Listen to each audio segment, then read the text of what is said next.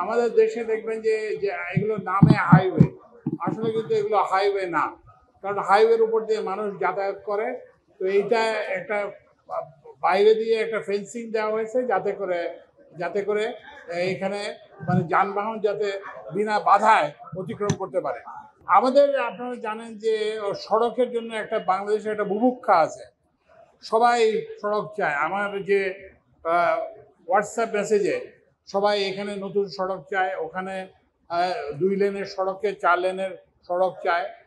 তারপরে এখানে আর আপনার পত্রপত্রিকাতে এখন দেখবেন যে সয়লাভ হয়ে গেছে, যে রাস্তার বেহাল অবস্থা।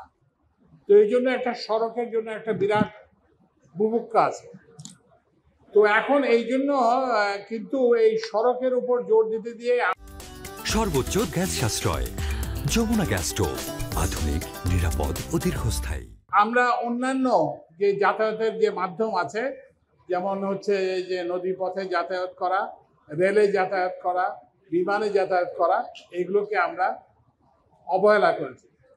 তো ওই জন্য আমরা সড়ক মন্ত্রণালয় থেকে, সড়ক ও সেতু মন্ত্রণালয় থেকে আমরা এখন একটা উদ্যোগ নিয়েছি যে আমরা একটা মাল্টি মডেল একটা ট্রান্সপোর্ট প্ল্যান আমরা করতেছি। তো এই জন্য এই প্ল্যানের মধ্যে আমরা সব কিছুকে একত্র করে দেখব, সড়ককে দেখব, রেলপথকে দেখব, নদীপথকে দেখব, সবগুলোকে আমরা একত্রে করব। এবং আমরা যেখানে যেটা উপযুক্ত সেখানে সেটার উপরেই জোর দেব।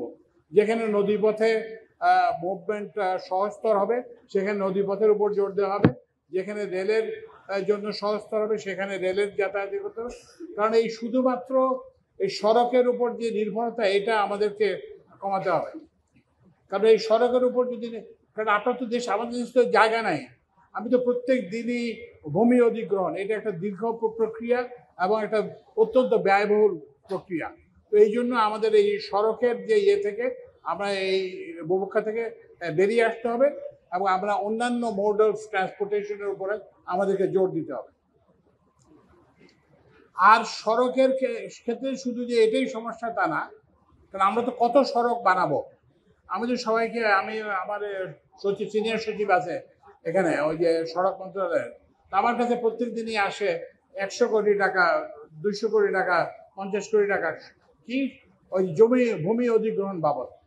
তো আমি এসানকে বলি যে এসান, তুমি যেভাবে ভূমি অধিগ্রহণ করে যাচ্ছ আমাদের তো কবরের জায়গা পাওয়া মুশকিল হবে। কারণ বানানোর তো অন্য আরো অনেক প্রয়োজন আছে, বাসাবাড়ির প্রয়োজন আছে, শিল্পের প্রয়োজন আছে।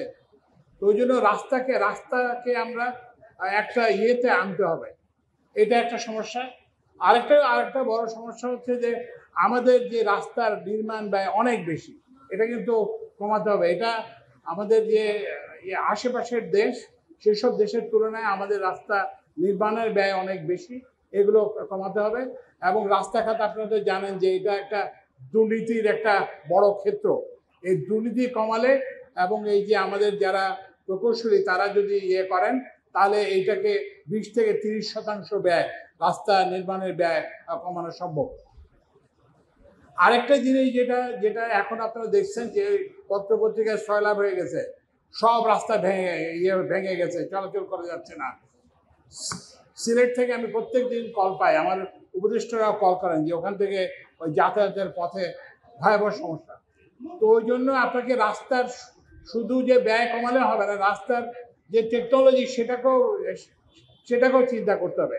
আমরা যখন ব্যয় কমানোর কথা বলি তখন আমরা লাইফ সাইকেল কস্টের কথা বলি, যে যাতে আপনি একটা খুব অল্প ব্যয়ের রাস্তা করলেন, এই বিটুমিনের রাস্তা করলেন, এক বর্ষাতে এটা উঠে গেল, এবং সেটা না করে আমরা যেটা রিজিড পেভমেন্ট, যদি আমরা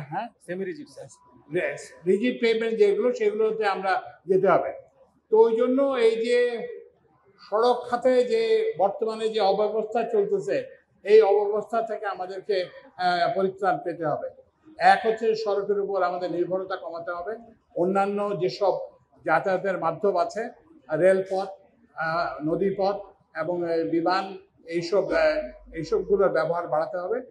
এবং ওই যে ঢাকা শহরকে এই ধরনের বাইপাস আমাদেরকে করতে হবে, যাতে আমরা বড় শহরগুলোকে যানজট থেকে মুক্ত করতে পারি।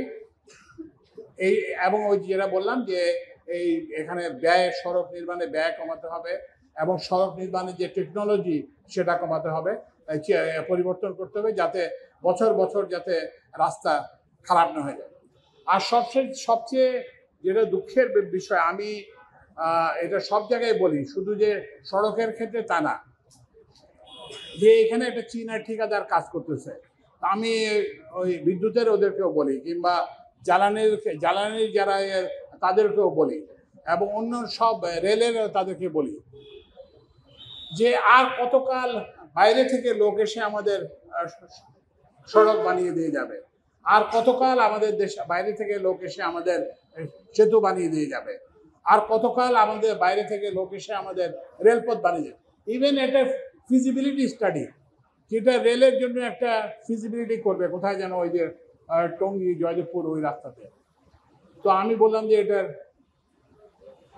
প্রয়োজন নেই, কারণ ওখানে একটা অলরেডি রেলের রাস্তা আছে।